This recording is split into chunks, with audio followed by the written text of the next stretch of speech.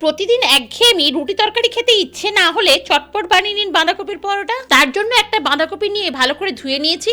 এবার 4 ভাগে কেটে মাঝে শিরার অংশ বাদ দিয়ে গ্রেটারের বড় অংশে গ্রেট করে নিতে হবে। নেব 1 কাপ ময়দা, 1 কাপ আটা, পরিমাণ মতো নুন, 1 চামচ চিনি আর 2 চামচ সাদা তেল দিয়ে ভালো করে ঘষে ময়ান দিয়ে অল্প অল্প জল দিয়ে রুটির থেকেও নরম আটা মেখে অল্প তেল মাখিয়ে ভালো করে থেসে ঢাকা দিয়ে দিতে হবে। গ্যাসে কড়া বসিয়ে 2 চামচ সরষের তেল, অল্প হিং আর জিরে দিয়ে হালকা ভেজে থেতো করা আদা আর কাঁচা লঙ্কা দিয়ে কষিয়ে হলুদ আর লঙ্কার গুঁড়ো, জিরে আর ধনের গুঁড়ো দিয়ে সবকিছুকে ভালো করে কষিয়ে গ্রেট করা বাঁধাকপিটা জল ছেঁকে দিয়ে দিতে হবে। বাঁধাকপিটা মশলার সঙ্গে মিশিয়ে নিয়ে দেব ধনে জিরের ভাজা মশলা, গরম মশলা আর ঘি দিয়ে নেড়ে জল শুকনো করে অন্য পাত্রে ঢেলে নেব। ময়দা থেকে লেচি কেটে বাঁধাকপির পুরটাতে বিট নুন, চাট মশলা আর ধনে পাতা দিয়ে মাখিয়ে লেচিটা বাটির মতো করে পুর ভরে হালকা হাতে বেলে নিয়ে তেল দিয়ে ভেজে নিলেই বাঁধাকপির পরোটা তৈরি।